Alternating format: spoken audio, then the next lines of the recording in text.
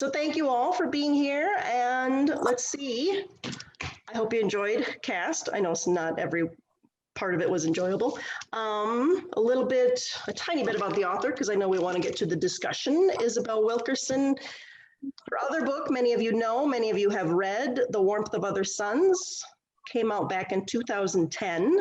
It has won many awards and is still very popular today. A lot of book clubs have read it as well. So some people have said they even prefer it to this. So maybe we can touch on that if anyone has read both.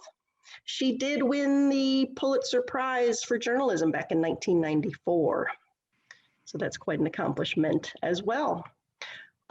Jumping right into the discussion, because I feel we're going to have a lot to say and a lot to talk about. What surprised you the most while reading this book? Wow. What surprised me was, and Tracy and I were talking about this today at the library, was the whole piece of the Nazi planning using the American slave system to determine whether or not they could conquer and ultimately murder the Jews and others who were deemed to be not of their superior class. And even though I knew there was planning going on in Europe before this, it was kind of like, oh, this is all connected to American slave, caste, and race systems. So that was kind of an aha for me. A quick question. Had anyone knew that? Did anyone learn about that before reading this? That surprised me the most as well. I did not know the Germans came here to study our racist system and then apply it. And in fact, some of ours was so harsh, they didn't think they could apply it even in Germany. That was eye-opening for me. Yeah. That was the most surprising thing as well.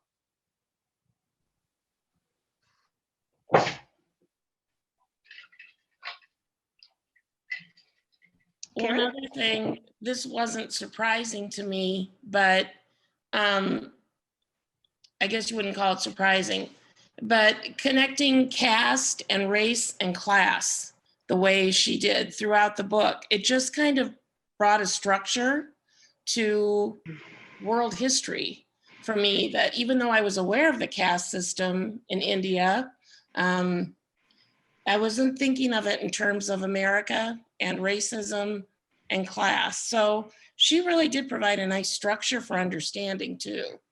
Mm-hmm. I listened to those 2 interviews that Tracy mentioned, and she really emphasized that in those 2 interviews, which were very thought-provoking. Is that Karen? You were trying to say something? Oh, No? yeah. With 2 Karens, sorry. What I was reading, we've got 2 Karens. Oh, sorry. I was reading the last 2 chapters when the insurrection in Washington was happening, and I thought, oh my God, because I remember reading this one passage where she's talking to a historian who was a major influence in the 60s and 70s with the civil rights movement. And she said, well, what do you think about all this that's going on now? And he said, well, it's really interesting. He said, the question I would pose is, are they going to choose security and hierarchy over democracy? And that's exactly what we were seeing in Washington. It was just amazing, just amazing. Yeah. Going back to the German question, what I really found myself feeling as I was reading all of that is I have so often over the years, I'm not German, of German descent, so I should probably say that. I've thought so often over the years about the question, how could they let that happen? How could people stand by and watch this happen in their cities, whether it was Czechoslovakia or Poland or Germany? And it was so striking in this book because I found myself thinking, well, then how could we let this happen? Like, I think she really made it seem like this is a very similar situation. What went on in terms of people looking away when the Jews were being targeted is no different from our looking away as Americans from what was going on and what still goes on. So I found that just, everything about it was actually eye-opening, but that was one factor that was. I found that I had to read this for about a half hour or 40 minutes a day and then not read it for a bit. Go back and forth and back and forth. It wasn't the kind of book that I could sit there and go and go and go and go on it. Enough was enough after a while. Well written and everything, certainly eye-opening, informing, but I just couldn't immerse myself for long periods of time. And it was this 2-week book, and I didn't finish it in 2 weeks. There's no doubt about it. I had to go and get it again because it was, at that hour rate, it wasn't happening. I felt the same. I might have done even less at a time, maybe 15 to 20 minutes, but yeah, it did get me quite emotionally. So I would, in fact, I just devoured a fiction novel at the same time just to have a little break for my brain, I think. Do you feel after reading this, you are well equipped to think about the issues of caste versus race and even class a little bit? Do you think you can divine those a little, Anne? I feel like, yes, it was so enlightening. Yes, it was so troubling and daunting. The scope of the problem, the scope of the history that we're all just immersed in, the caste system where we just have come to accept. But then I just kind of go immediately to hopelessness. Like, well, what can we do? How can we affect any change? And so that's, I don't want to be hopeless about it, but it's I guess the fact that we're having a book club and talking, and there's this many of us that are, and many more across the country that are awakening to these issues, that's a good sign. But it's just so sad, it's just so sad. Sue? Well, when you look at what's going on in the South now with the voting, it's just like, oh my God, it's the same thing. And I think that this book really made me think more about it. I think being up in the North here, I personally was not as aware of it, but the South is just, they've got so many issues right at hand. And I think that they're trying to face them, but it really, the book brought a lot of that out, the history of it, that we've worked up to where we are today. So I thought it was very educational. For as much of it was based on actual fact, I thought it was really very interesting, and it was kind of gave you this hopeless sensation, but I guess you start where we are and move forward. That's the solution. I was waiting for her to come up with some wonderful solution that would have made me feel better about it, but it's just not that easy. If she had the magic solution, that would be a whole different deal. But I would have felt better about it all if I thought there was an easy solution, and obviously there is not. Yeah, the work is hard and it's gonna take a while. Jamie has something to say, and then we'll go to Jane Weiss. Okay. I was interested in your comment, Tracy, that some people thought her earlier book was better, The Warmth of Other Suns. And I think it's easier to say that one's better because we can have empathy or sympathy about the stories of those families that were depicted in that. It's not us that's being talked about. It's what they went through. And you can feel good about yourself reading about that story. And I'm so glad that we're in a position to make things better. But the cast is about us. It's about what we've done. And we Right. have to look at us. And it's a harder take. I mean, it's easier to be sympathetic and empathetic to people who are going through something terrible, but it's to have to take a look at us and what we've done, and to have the American myth dashed, that we are a kind and generous and wonderful, magnanimous nation full of energetic individualist, people. And, we've got this American dream thing. It's just dashed in this book. And we have to take responsibility for all of that went on. I mean, starting from the first colonists. I mean, I love where she started, was from the very, very beginning.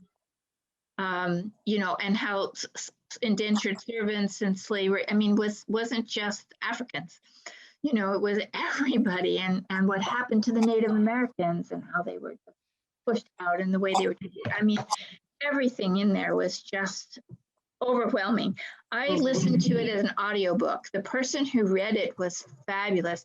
I'm so glad that I listened to it that way rather than reading it, because I listened to it as I walked the dogs every morning for half an hour. I could only do half an hour at a time too.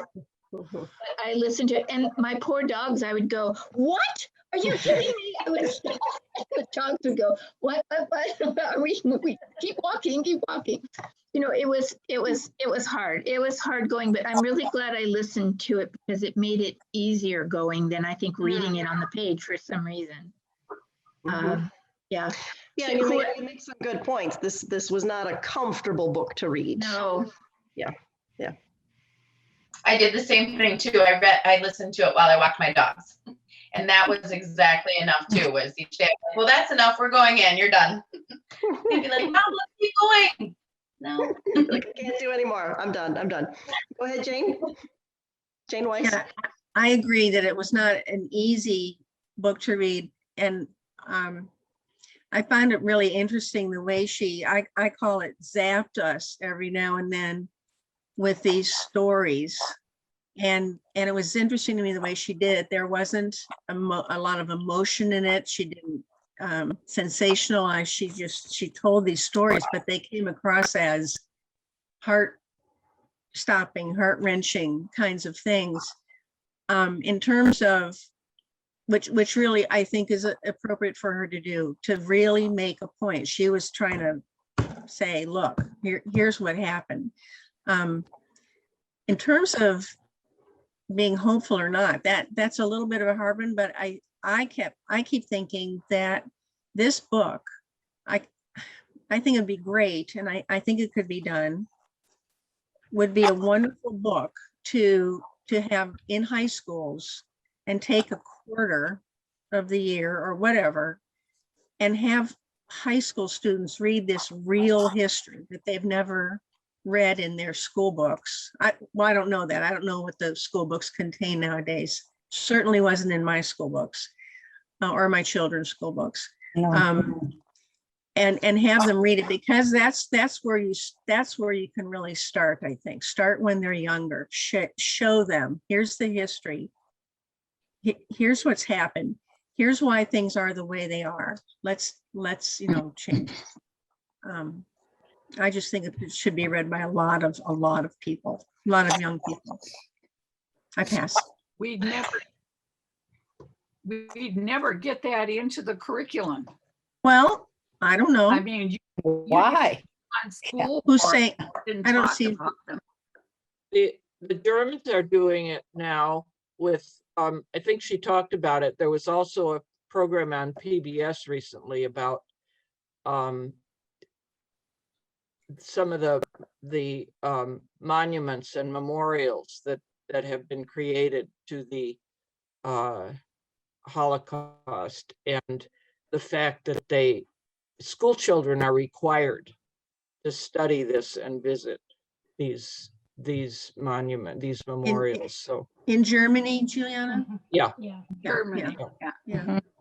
so I you're think right. You're right. I think you have to start with young people. But Karen W., why don't you think it would go through in schools? Well, I don't think, first of all, a lot of the textbooks for schools are vetted in Texas. And recently I read that one of the textbooks that they approved that the Native Americans understood that the white people needed land and they voluntarily moved Yeah. west. So I'm thinking, I don't know how we ever get to. This isn't a when textbook though. This this- is a book. This isn't a textbook. I would, we could pay for enough books to send to Gibraltar or wherever and say, here, do this, please. I think Janet's Just, trying to get in the point of- longest. Point of clarification, in case you didn't know why the textbooks are vetted in Texas, they've arranged that clearly with the textbook companies. They're the early adopters. They choose amongst the array of textbooks offered to them earliest. And they do that purposely so that the textbook makers, the publishers will cater to their needs. And then that's what's left for everybody else. Well, they also spend a lot of money. Because Texas adopts first. And they do it in the calendar year. statewide. And so they've Right. done that for generations. It's very calculated. And the publishers, I mean, I wrote textbooks, so I know. Ah. The publishers cater to Texas, and I was a consultant to Texas schools at one point too. So I've had it on both sides, my God. getting it. So if you have any questions about that, I might be able to fill you in. Cool. Janet, do you still want to get your comment in? I have, I have a comment and then I have a quick anecdote based on looking at things with new eyes as a result of this book. The comment is that the state of Illinois right now, I live in Illinois, the state of Illinois has I don't know what to call it, a bill on the floor about including, not necessarily this book, but literature and history that will enlighten students beyond what we've all learned in school. So, and there's as you might suppose, even though Illinois is a blue state, a very blue state, because of Chicago, as you might suppose, there's a lot of backlash. There's a lot of backlash. Like, you're gonna tell us that we have to teach our kids about slavery, or you're going to tell us that we have to teach our kids about what happened to the Native Americans. So that is going on right now in Illinois. The second part is just a quick anecdote. I personally think I will look at situations with really new eyes to some extent as a result of this, in terms of my own awareness and my own biases, because as she points out many, many times, I mean, probably all of us would say we're not racist because we're not egregiously racist. But so here's the quick Here we go. Yeah. in Tennessee in a B&B very near Pigeon Forge. I was sitting on what I'll call the veranda reading this book. It was open, so no one could see what it was.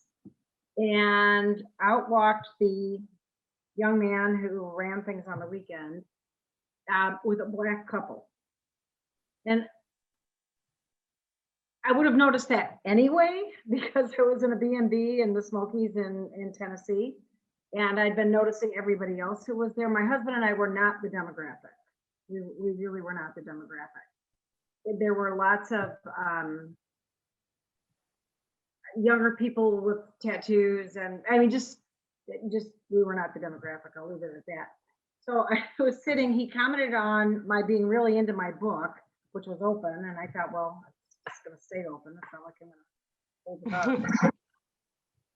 I found myself looking at this young couple thinking, you would not have been allowed in this place probably as recently as a couple decades ago. You wouldn't be here. You know, and it was really striking. And I had the same thought when I saw them at breakfast. And I think in part because I think that Bob happened to overhear that they were from California. I think we were the only people not from the South other than that couple. So it really, I found myself so thinking about it so much more than I probably would have had I not been in the middle of this book. Just an anecdote. I have nothing profound to say. It's just Absolutely. Yeah. Tracy? I'm not going to go into the whole story, but when I started this book, we accidentally found ourselves in the middle of a protest in Minneapolis when they started the jury selection for the big trial. Oh, So that was interesting. I won't go into that, and I've shared details with some of you anyway. But Linda, what were you going to say?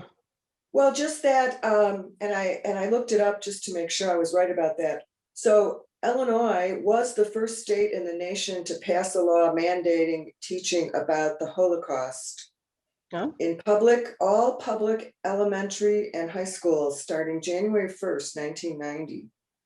And then the law was expanded to include other genocides in 2005. So, it can be done. And like the gal just said, they're starting a bill to talk about other things as well. But partly that having the Illinois Holocaust Museum in the state helps a lot because many students have gone through that museum.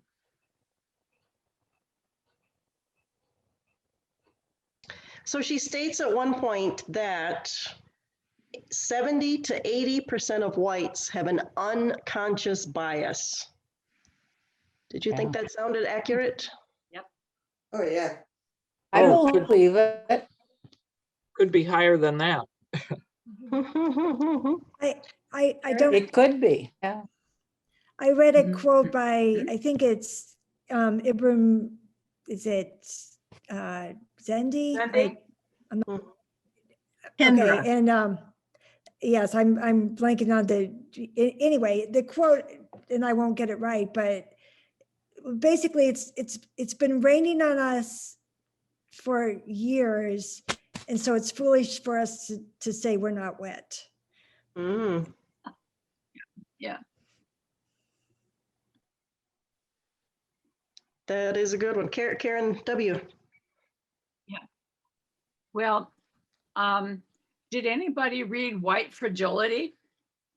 Yes. Because that argues that we are socialized from the minute we come out of the womb, and we breathe the air, and we absorb whatever is there, so that none of us are, all of us have some kind of racial bias that is unconscious. And, to pretend like, oh, I have a good friend, he's an artist, he's in prison, and I visit him, which I do, and he's Black. But that's not the point. The point is that we all swim in the same water, and we don't see it because it's there and it's invisible. It's in the air, it's in the water. So, it didn't surprise me. Well, first of all, when during the last election, when I realized how many votes Trump actually got, I thought, how can that be? And then, of course, this draft explains it completely. Mhm. That, that white, and I know that white supremacy is a word that a lot of people don't like because they're not one of them, but it's not necessarily the action that we're talking about. It's the culture in general. So I thought that this really answered all of the questions about that election and the huge amount of votes that guy got, despite 4 years of trauma for us. Looks like Jamie has a comment. Just quickly, remember when people were resistant to being called sexist? And then we began to laugh about it. We began to say, yes, even women are sexist. We've been conditioned, there's all kinds of jokes about it. I don't think anything's going to happen till we can get to that point in terms of our casteism. Mm. I don't want to call it racism anymore, but casteism. We're very defensive about it. And I think Wilkerson really explained that carefully, why that is. It's a much more sensitive thing. It just goes way deeper. I mean, sexism, it's easy to, say various things and laugh about the little foibles, or this or that of the men being sexist or women even being sexist to other women because we've been conditioned to stand by your man and all that nonsense. We laugh at all that, but we don't laugh about this yet. And because we haven't owned it and we begin to own our sexism. So maybe it'll come. Did anyone, while reading this, think about ways they didn't realize they were benefiting from being where they are in the cast? Oh, yeah. Oh, yeah. Only all my life. Yes. Does I thought it anyone- was, Go ahead. I was just going to ask, does anyone remember that hugely offensive phrase that I remember hearing when teenagers and things say it, I'm free, young, and 21, and, sometimes white was added to it, free, white, and 21. That's just so indicative of, I think so many of us know it, or if it were pointed out, we did accept the fact that we have, our lives are simply not made difficult because of the color of our skin. And it's just, it's part of all of us. We don't realize it. And I do feel that I've been privileged. We've had, we had no trouble getting jobs over the course of the decades, where we get housing, we weren't redlined, we could get a mortgage if we had a job. And you begin to realize none of that was available to hundreds of thousands of people, millions of people, simply because they were not white. And, it's interesting. And one of the most interesting questions I thought in this book was I think it was on page 352. And the author's talking to another person. It's at the bottom of the page. And her other person says, if given the choice between democracy and whiteness, how many would choose whiteness? And I think we're right in the throes of that. That's where we are. Well, with the voting restrictions coming through, and it's not just in the South. Wisconsin's working on them as well. Right. They may not restrict giving water to them in line, but it's just as bad. Milwaukee's one of the most segregated cities in the entire country. Every time we go to church, we're participating in an enormously segregated society. Who said that Sunday morning is the most segregated time in the US? Because we go to different churches. It is just part and parcel of who we are. I don't know if you're aware, but the Republican candidates for state senator, state assembly, they all won. The Democrats did not. The two appeals court judges, conservative, fundamentalist, constitutionalist appeals court judges won. The progressive candidates did not in yesterday's election. So we have a hard row to hoe here. It's going to be really difficult. They're really trenching in and dealing, with voter suppression. To get elected.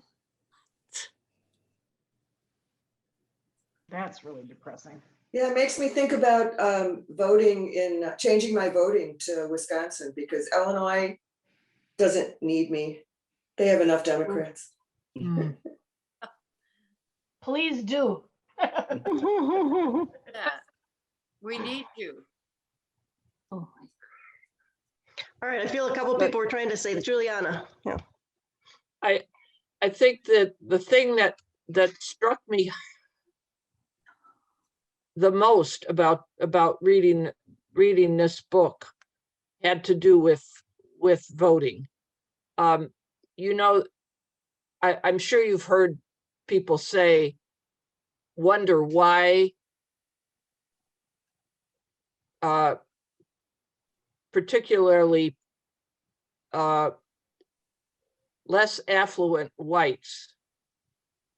I was going to say poor, but less affluent white people will vote against their own self-interest. And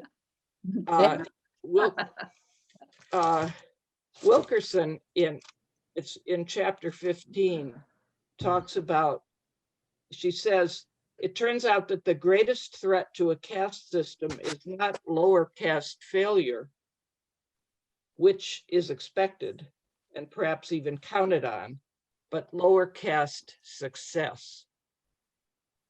People will vote against their self-interest because if there are progressive agendas being talked about that are going to help poor people, they're also going to help that lower caste, the blacks, and they don't want that.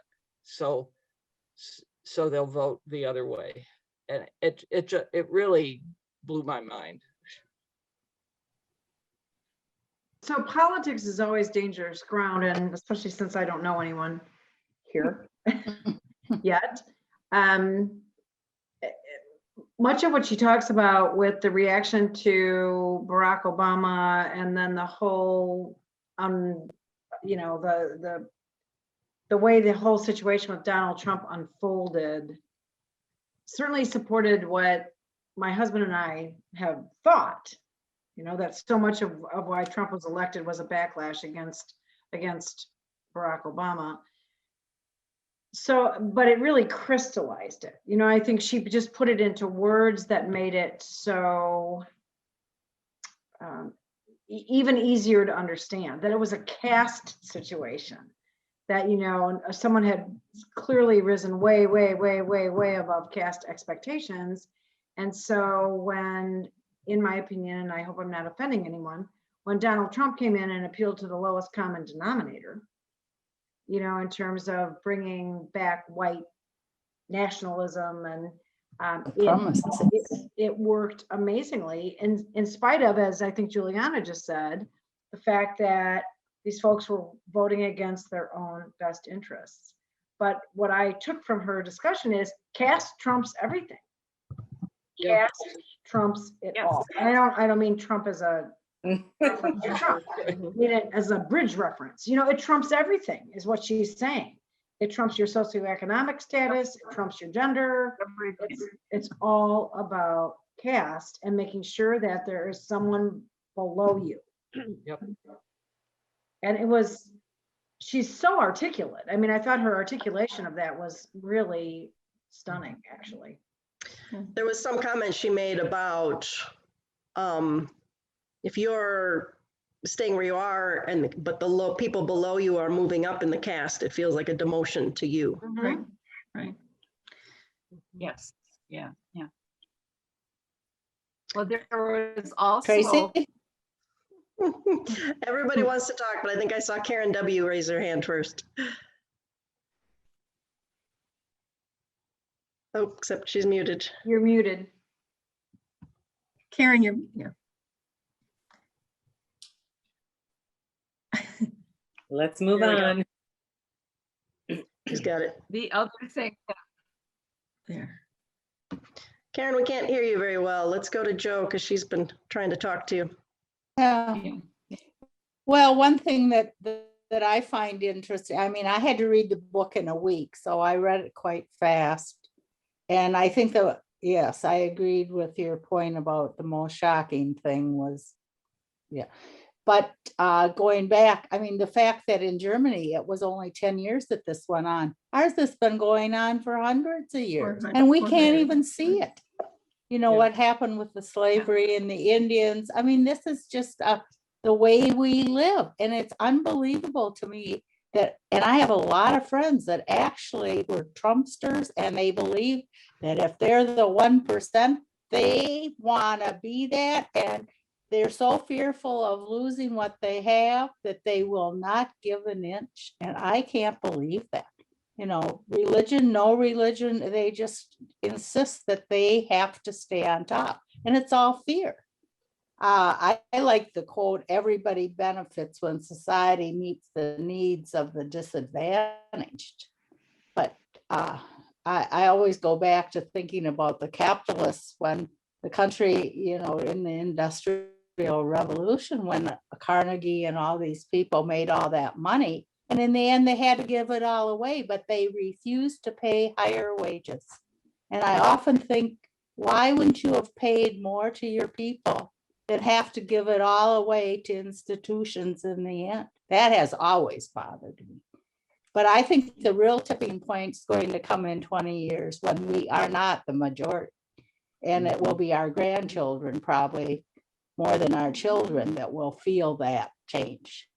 But I just can't even imagine what that's really going to be like. But the fact that we don't recognize what's really going on, I find that just appalling, you know. That's one And point not I that was- I've done much about it, but yeah, what to do about it at this point in our life, right? When we don't want to give up too much, but there's so much that needs, and it doesn't just need, I guess the thing is with the healthcare, for instance, it doesn't just need to be reformed with what's in the past.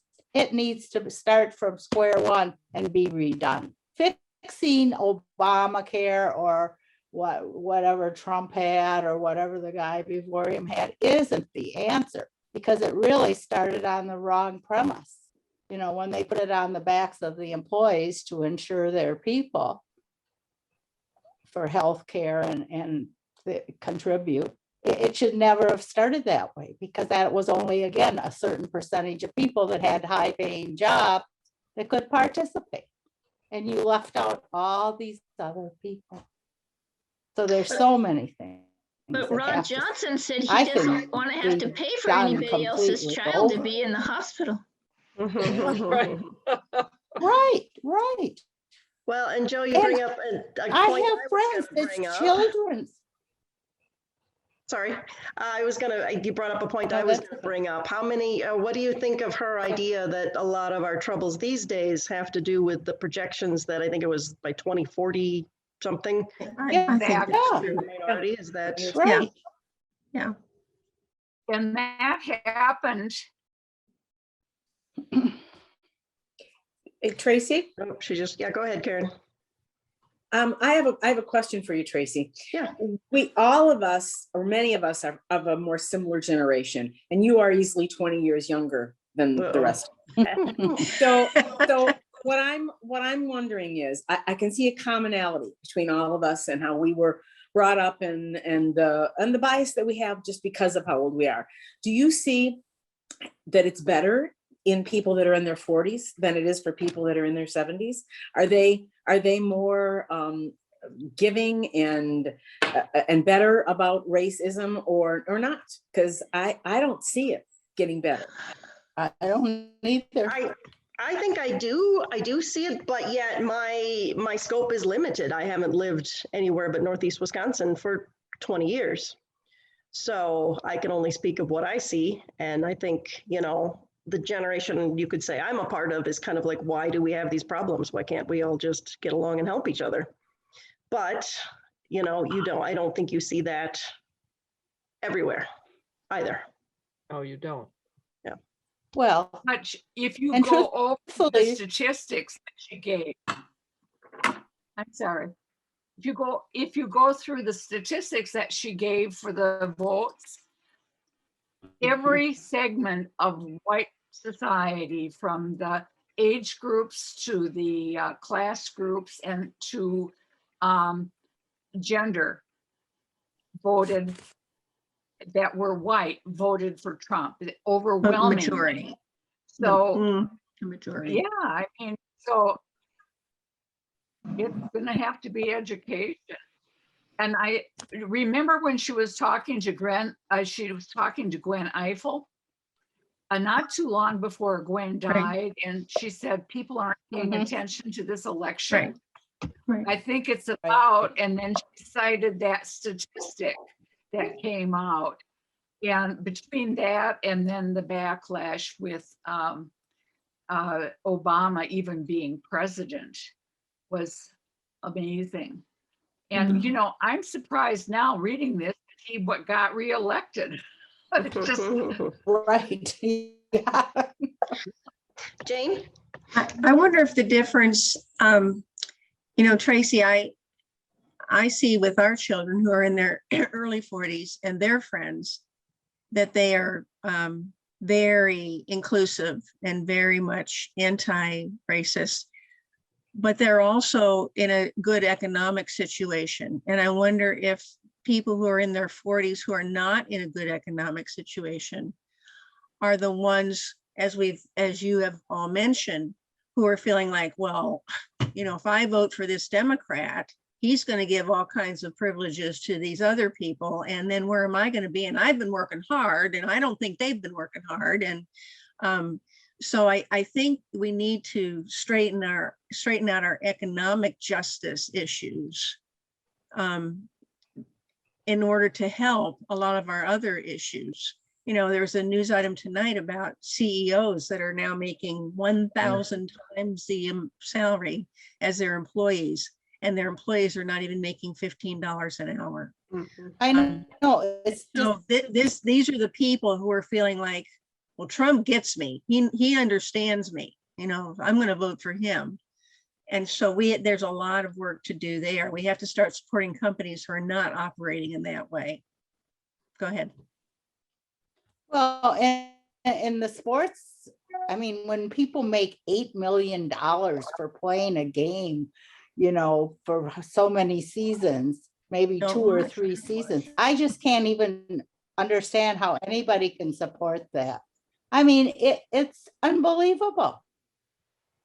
But that's one of the options where Unbelievable to me that people will go African and watch Americans can somebody else actually get out of the. who's going to get or- $8 million. Well, that's just the marketplace. I mean, Yeah, they're making that much because we'll pay. The whole thing though, it's for a so, cracker ticket. yeah, I mean, I just can't even believe. And then there's people that can't even eat. Sorry, I don't get that, you know? All right, I'm going to steer us a little different direction. What did you think of the? Well, I have a daughter that lives in Africa. What did you guys think of her including her personal stories amongst all these well-researched facts? I Good liked idea. it. Good idea. Yeah. It shows the span of economic levels, all of them, which are all of them, that are affected by this. It doesn't matter. It's the what I found interesting was to start thinking about caste is defined as a fixed, they're more fixed groups, and it has to do with who you're born to. Racism Right. is a more fluid thing, and they've changed that over the years to kind of fit their, you know, what the white supremacists wanted to have happening. And it's going to be interesting when we have more and more people who are biracial. We're not, you know, we're a country who is starting, I have grandchildren who are biracial, and some of you others do too, Right. I'm sure. So by including herself, she's saying, we know now it doesn't matter where you are in this Black or African-American culture, it's happening, you're treated badly. And I don't know if that's going to, well, you know, Chinese, the Asian people now, that's been happening for a long time too, but no one was paying attention. Right. So it'll be interesting to see as, again, the young people get up, grow up, you know, start being the people running our country, what'll happen with that. That's why I think it's really important that we get this information to them and talk to them and listen to them. Oh. So this is a very personal comment, but yeah, I've been, angry is too strong a word, but I've been really annoyed for a long time at these Southern schools who have all of their success because of Black athletes. Alabama is a perfect example. They're on the top in football year in and year out. And I'm a big college basketball fan. My brother's a coach, and you know, look at the tournament. I mean, you look at a team like Baylor. They're all Black. They're all African American, and it's Texas. And so it was compelling to me that she mentioned that it's always been acceptable for Blacks to be successful in the entertainment industry and as entertainers, whether they're athletes or actors or whatever they are. And I don't know if anyone had the chance to see One Night in Miami. But to me, the shocking scene, and that was pre-reading, in that was when when Jim Brown is, you know, visiting the white Coach. wealthy man. Well, he was I think a wealthy supporter, and who was thanking him and praising him and whatever. And then Jim Brown offered to go in and help because he had a problem with a light fixture or something. And he was like, oh, well, no, we cannot let Blacks into our home. God, you know, Unbelievable, yeah. Tracy, Yeah. going back to your point about Isabel including her personal situations, I thought that was very powerful because she spoke to being a first-class passenger on an airline. And multiple times she was mistreated. And then going to dinner at a very nice restaurant with her friend who was just horrified at the way they were treated. And yet that was a regular experience that Isabel had gone through. But then she saved the last part with the plumber, who was obviously not too willing to help her out with her situation. But she's the one who reached out because she knew she needed help, but she also knew the odds of her getting help were slim to none unless she drew some common ground with this man. And I thought that was at least encouraging because she was very willing to reach out because she had a goal. She knew the reality of her life and what she needed to have happen.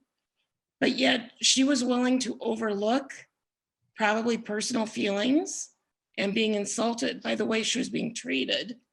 But in the end, he made a point of coming back and turning off the gas in her water heater. And if she hadn't reached out and had that connection, then it made me feel that at least he was willing to reach out a little bit from his end.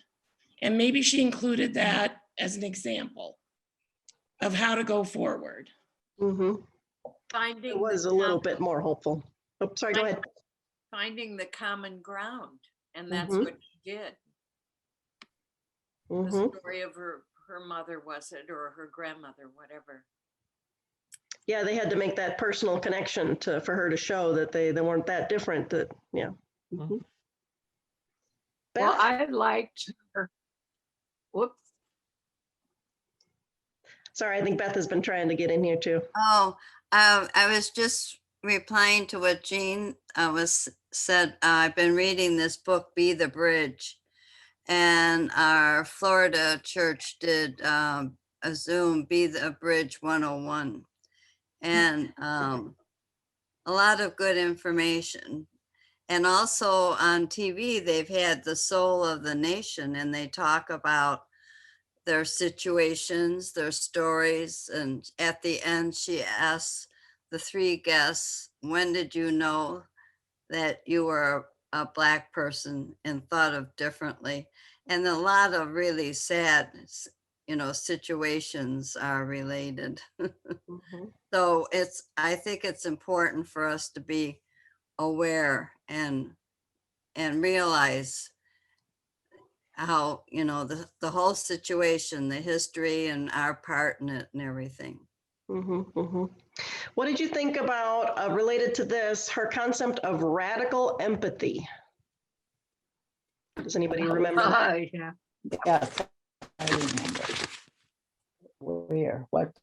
page Does was that- it, Tracy? I've got a quote. I don't know, it's kind of long, but radical I empathy rem- means putting in the work to educate oneself and to listen with a humble heart to understand another's experience from their perspective, not as we imagine we would feel.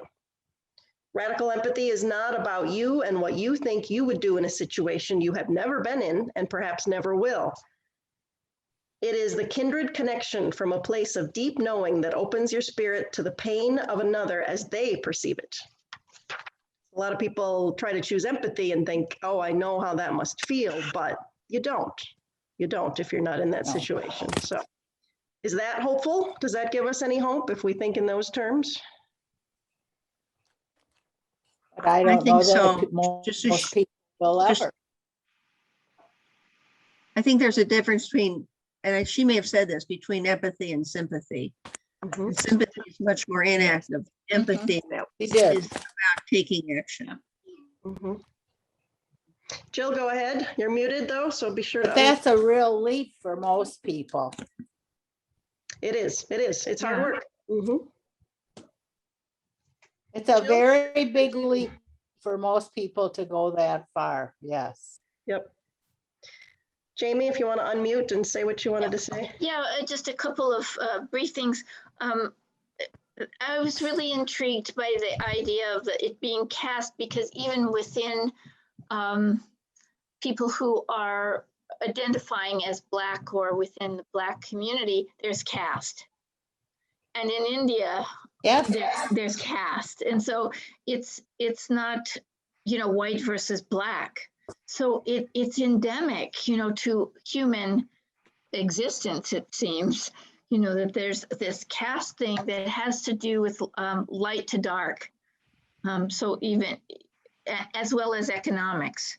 And so I was thinking about the radical empathy thing. As I was reading that, I realized that there's several prominent Black historians that think her book is trash, that her thinking is bad, that they don't understand that there's no such thing as white supremacy, that you're all creating issues that aren't even there. Just get on with your work and your life and be successful, and stop complaining, stop whining. And I thought that was really interesting. And I would love to see a panel discussion with some of these people and her and others. I would love to hear this discussion. I'm just astounded. Some of these people are very prominent historians who think her book is ridiculous. So I don't agree with them personally.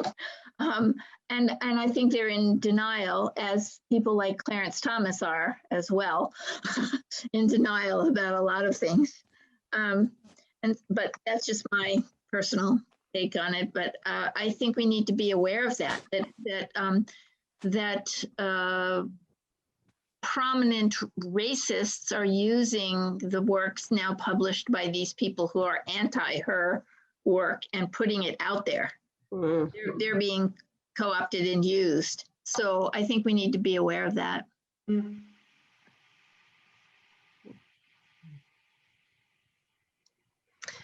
Well, did she leave any of us with any hope or any thoughts of solutions?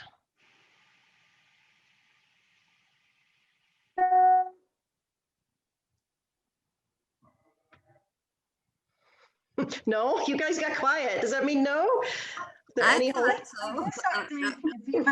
Well, I the, thought it was, the solution will come when the we're no longer the majority. Then then we won't be able to control everything. I think it's more about, in many ways, about economics, even more than it is about, at first when I read it, I had to read it fast, as I said, and I got really taken up with the caste and that whole, well, the color thing I kind of knew about for a long time, but now the more people I talk to, I think it's primarily economics, and those people that have the 1%, they want to stay there and they'll do anything to do it.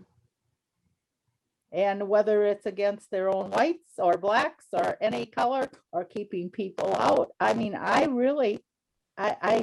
just can't even believe that, that they think that 1% of the population should have most all the money and the rest of the people can just live as best they can. I mean, that's really sad. But it's not the 1% who I elected just- Donald Trump. Even before I read this book, well, Go ahead. I know, but somehow people get to the rest of the world and I don't know what happens, but they vote these people in. I think people think they're richer than they are, or they are afraid of what they might lose. So they'll go with a radical like Donald Trump. I can't, but most of the people I talk to, that voted for Trump, it's all about their stock market and their money, keeping it where, I thought she did And- a very clear and picture I'm just appalled. why they voted for Trump at the beginning. She is Right. very articulate. Mhm, mhm. And I think the whole- what she said too is that Trump is only a small part of that problem. There was the That's whole right. climate that made him come in there and be accepted. And we're wrong to just have this be Democrat, Republican. That only furthers the problem to Right. divide it totally that way. We really need to look at a bigger picture, or we're only making it worse, I think, in the long run. Mhm. And I agree. Oh, with I just think that. the one hopeful thing I feel is that this book is a bestseller and that book clubs around the country are doing what we're doing and we're aware and we're becoming educated and we're beginning to see the privilege we have. And, that is hopeful. I mean, I think stories and the way, good storytellers, good researchers I'm glad she put those personal stories in because she presents the fact and the science and the research. And then it's like, well, here's an example that connects me to the human part of how these stories are true. And, this prejudice is true. This racism is true. So I guess I'm just hopeful that, that there are writers who are writing and educating us. And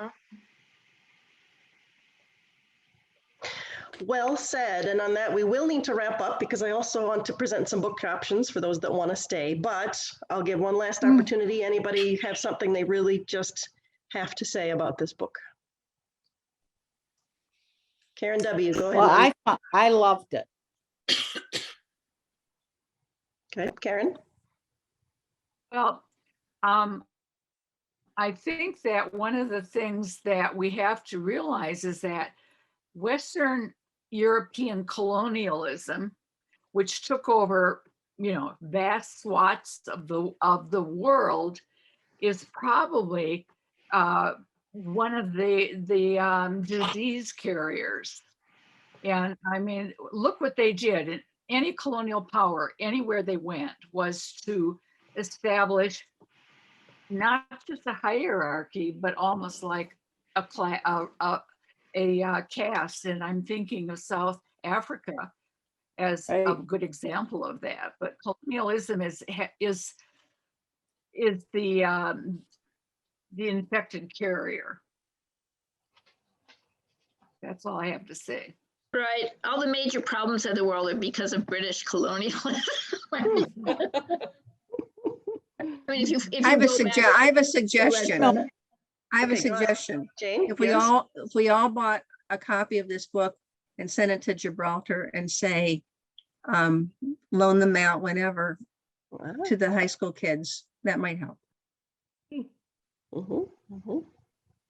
So one last question from me. Will you, or maybe have you already recommended this to someone else? Yes. Yes. Yep. Oh, yeah. And I'm going to have my grandchildren read it and all my family and all my friends who voted for Trump and all these people.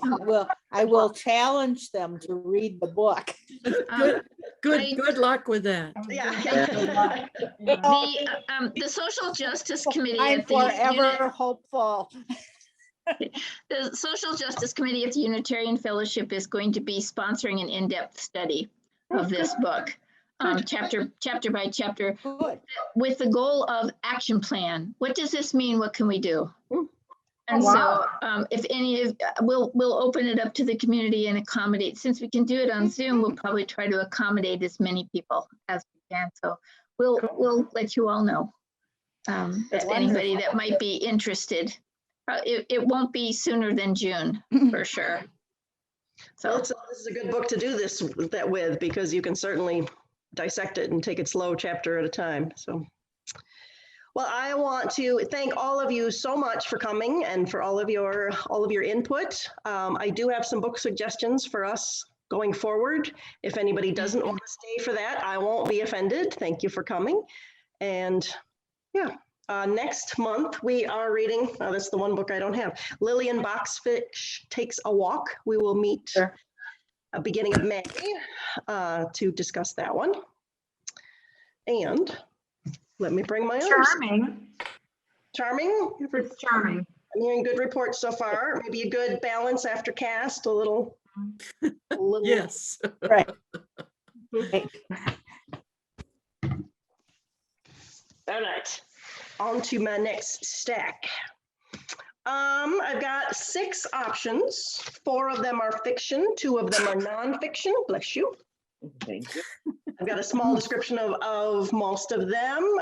Some of these, maybe too many people have already read them or were not interested. That's fine. A lot of these suggestions came from you guys, so thank you for that. First one, The Gown. Queen Elizabeth's gown. Goes back and forth in time. London, 1947. The people of post-war Britain are enduring lives of quiet desperation despite their nation's recent victory. Among them are Anne Hughes and Miriam Desan, embroiderers at a famed fashion house. They forge an unlikely friendship, but their hopes for a brighter future are tested when they are chosen for a once-in-a-lifetime honor, taking part in the creation of Princess Elizabeth's wedding gown. More than half a century later, in Toronto 2016, Heather Mackenzie seeks to unravel the mystery of a set of embroidered flowers left to her by her late grandmother that appears to be the same pattern from Queen Elizabeth's wedding gown. I believe some of you may have read this. We'll see if we all want to read it. We've gotten quite a few suggestions for this one, and it's finally not as high demands on the hold list. American Dirge. I'd like to do that one because it would make me read it, and I've heard so much about it. Yes. I think so. I've read it. It's very good. Is it good? I read it. It's excellent. Very good. I have It's too one many of the people read it that it wouldn't be interesting to reread. It's one of the few books I could not finish. I tried and it just, it hurt too much. I couldn't do it. It does show how difficult it is to be a migrant and come to the United States. Let me read the little description. I'm sure most of you have probably heard what it is about, but Lydia Perez runs a bookstore and lives a comfortable life in the Mexican city of Acapulco. When her journalist husband profiles a drug cartel boss, none of their lives will ever be the same. Forced to flee, Lydia and her 8-year-old son Luca soon find themselves miles and worlds away from their comfortable middle-class existence, instantly transformed into migrants. As they join the countless people trying to go north, Lydia soon sees that everyone is running from something, but what exactly are they running to? Sounds like we might need some radical empathy when we read this book. We might. This one has its share of controversies as well, which we could look into and discuss too. But it's really a good book, Tracy. But if you want something lighter after Caste, we may want to, if we choose to read this one, which it might be down the road maybe. Look for next year, right? In between, but I think it's excellent. It's a very good book. I liked it. Has anyone read it that doesn't think it would be a good selection or wouldn't want to read it again? Maybe Marcia. I want to read it again. I was in a book club that read it, and I enjoyed the discussion, but I just couldn't do it. Okay. Well, we'll vote in a minute and see what everybody says. Another one people may have read, The Life We Bury. This one's a few years older. College student, it's kind of considered a mystery. College student Joe Talbert has the modest goal of completing a writing assignment for an English class. His task is to interview a stranger and write a brief biography. With deadlines looming, Joe heads to a nearby nursing home to find a willing subject. There he meets Carl Iverson, a dying Vietnam veteran and convicted murderer. With only a few months to live, he has been medically paroled to a nursing home after spending 30 years in prison. As Joe writes about Carl's life, he cannot reconcile the heroism of the soldier with the despicable acts of the convict. Joe throws himself into uncovering the truth. Thread by thread, Joe unravels the tapestry of Carl's conviction. But by the time Joe discovers the truth, it is too late to escape the fallout. Dun, dun, dun. That sounds light. Sounds good. Has anyone read it here? Mm-mm. I'm surprised because that one's been rather popular for quite a while. I don't remember when it was published. 2014. Never heard of it. One more fictional selection, this one a little more recent. Interior Chinatown. Nope. Willis Wu is a stereotyped character actor who stumbles into the spotlight and finds himself launched into a world wider than he's ever known, discovering not only the secret history of Chinatown, but the buried legacy of his own family and what that means for him in today's America.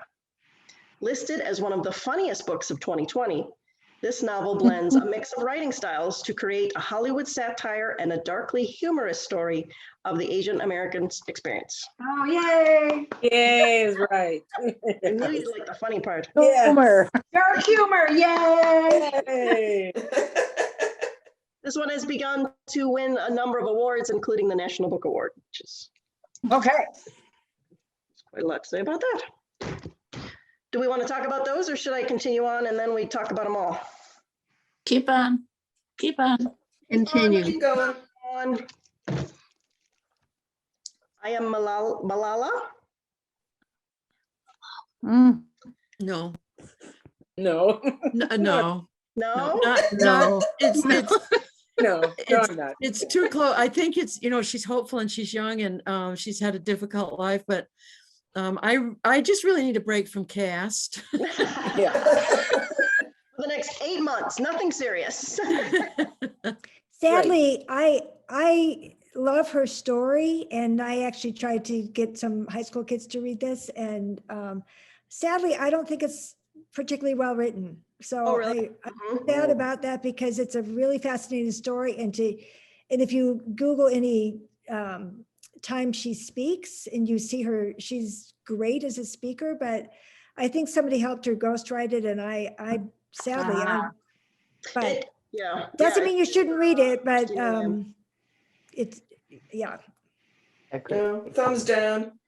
Yeah. Well, Bye, I'm Malala. gonna read But- my but short fine- description anyway, and then we can Yeah. decide, and if it's thumbs down, fine. But watch an interview by her if you say thumbs down. Everybody needs to promise me that now that I just, There you go. So banned if her we book say from your, no, There's a little bit of homework to watch her. yes, please. Okay, that might be a good compromise if we don't want to read it. After fighting for her right to be educated, 15-year-old Malala Yousafzai, I'm sure I butchered that, was shot in the head by members of the Taliban. Malala survived, and her campaign for education has taken her on an extraordinary journey from Pakistan to the United Nations, becoming a global symbol for peaceful protest and is the youngest nominee for the Nobel Peace Prize. I Am Malala will make you believe in the power of one person's voice to inspire change in the world.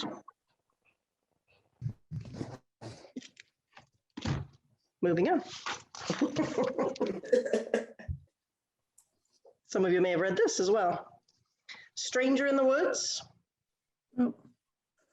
The Extraordinary Story of the Last True Hermit. Oh,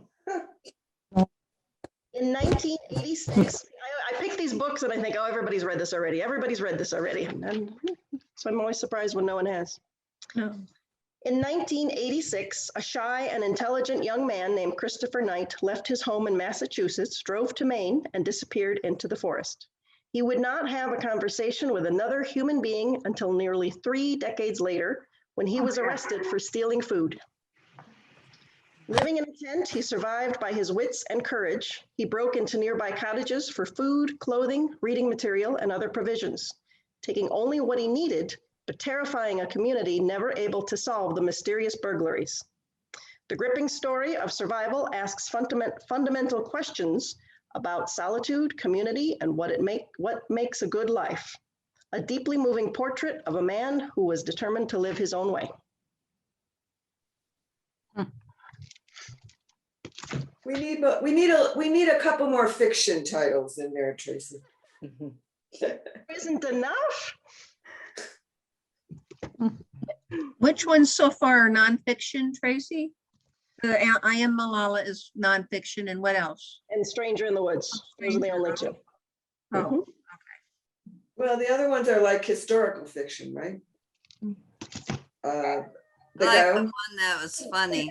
The Gown would be considered historical fiction. historical fiction, yeah, Mhm. yeah. The Life We Bury. American Dirt. Are we voting? Interior Chinatown. Okay. How many votes do we get, Tracy? I don't know. Should we do secret ballots? How many votes per For person? style. And how many times can we vote? Let's start with this one since this got the most resistance. Any interest, or do we just not want to? I like one. One. Sorry, Leslie, one might not be enough. Okay. Now I feel like a heel for turning you all against it. No, you didn't. You just gave us a good excuse to be against it. But Leslie can still I read can still it. rate it. I think those of us who've read it felt exactly the way you did. Okay. All But- right. But maybe instead of that, since, because of comments, maybe something else, nonfiction like The Splendid and the Vile, or by Eric Larson, or, I mean, there are other really good nonfiction options. Mhm, mhm. I, Maybe we'll look at those for next time. Yeah. I'd like to recommend a nonfiction book that maybe you don't want to put in this group, but The King of Confidence. I Okay. highly recommend that book. It takes place in Wisconsin and it's all true. Okay, okay. I'm gonna write both of these suggestions down for Oh. possible future recommendations. Tracy, are we trying to decide more than one book or just one? As many as we can. Okay. Yep. All right, right. what's the next one? There's no Next. upper or lower limit. I have to go. Since we're Bye. talking nonfiction, Stranger in the Woods. I say yes. I- Am I the only one? Oh, Oh, why not? That's fine. Some reluctant hands. That's fine. Okay, okay.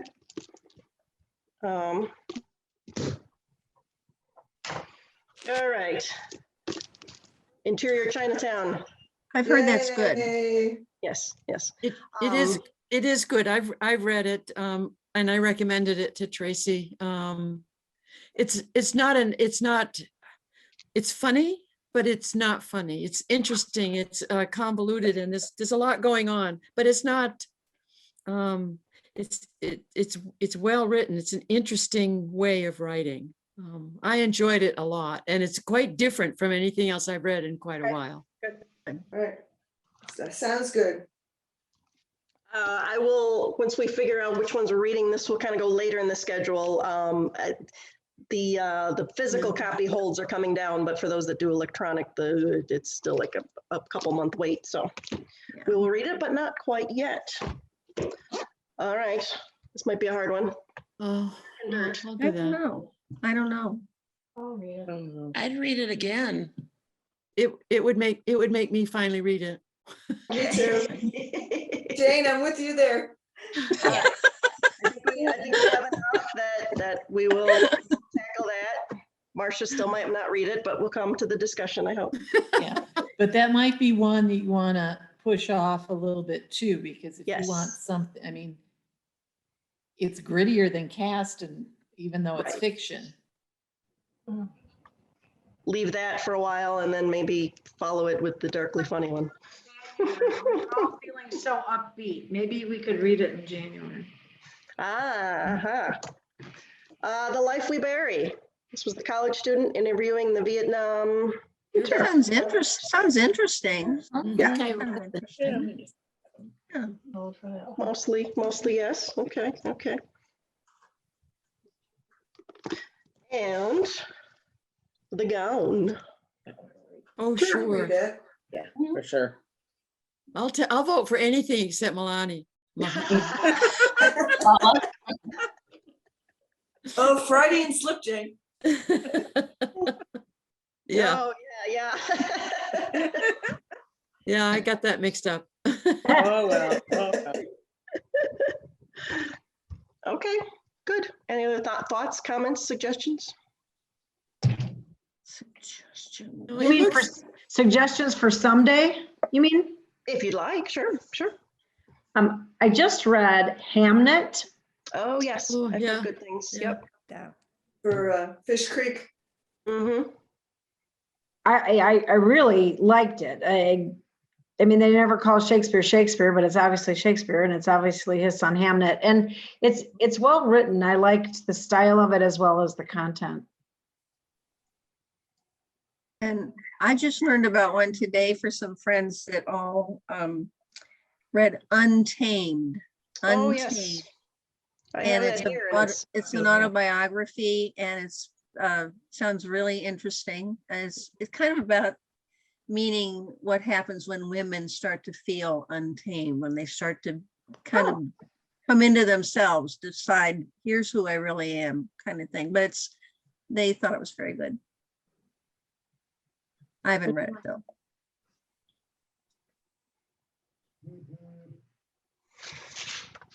All right. Well, I will put these in some sort of order that we will read them, and I'll get out the email and posters here. And anyone I else? have a any comments? question Yeah. as a newcomer. So is it September to May? I mean, do you take the summer off? What's the schedule? No, We meet every month, the first we are Wednesday. hard workers. Yep. This is our 13th Zoom, people. 13 Zooms. No, we meet the first Wednesday of every month. The only time that varies is if a holiday falls, like sometimes the 4th of July or even July 3rd can cause trouble. So sometimes we push it back because of that, but otherwise it's the first Wednesday of the month. And when it is in person, is it at the library? It is right here at the library. Yes, Someday. someday. And we had all decided when Tracy started this, what, 3-4 years ago? Gosh, I don't know. It's a very fluid group. You never have to feel like you have to be here every month. Right. You never, if you read it, yes. If you don't, it's okay. But you come once, you come every time, it doesn't matter. It's no rules. Right. And there are refreshments when we meet in person. Right. Thank you all for letting me drop into this group. I really like you all so much. I think I'm going to come back. Come back. Like the books that you're choosing, but I really highly recommend King of Confidence. Take a look at that. It's hilariously funny, very informative, and a real story about confidence men, essentially, and where that term confidence men came from in antebellum Wisconsin. And so, and also another one, The Island of Sea Women. I don't know if you've read that or not, if you've come across that, but I think this group would really love that book. It's also, it's a fictional story based on real interviews and real people from this island in Korea of the deep sea, women deep sea divers. And Oh, wow. it's fascinating, absolutely fascinating, and a beautiful story. So Island of Sea Women and King of Confidence, those would be my two that I would throw out for this group. I just think that this group would love those books. So, cool. Thank you. All right. Well, I've kept you guys quite longer than normal, so I gotta go pick up my son now. Thank you. Yeah. Thank you. Yeah, thanks Thank Tracy you. very much. Thank you, Good Tracy. talk. Bye, Once again, everybody. bye everyone. have a Thank good you. night. Good night. Bye all. Good to Bye-bye. see everybody. Good night. Bye, thanks. Thank you.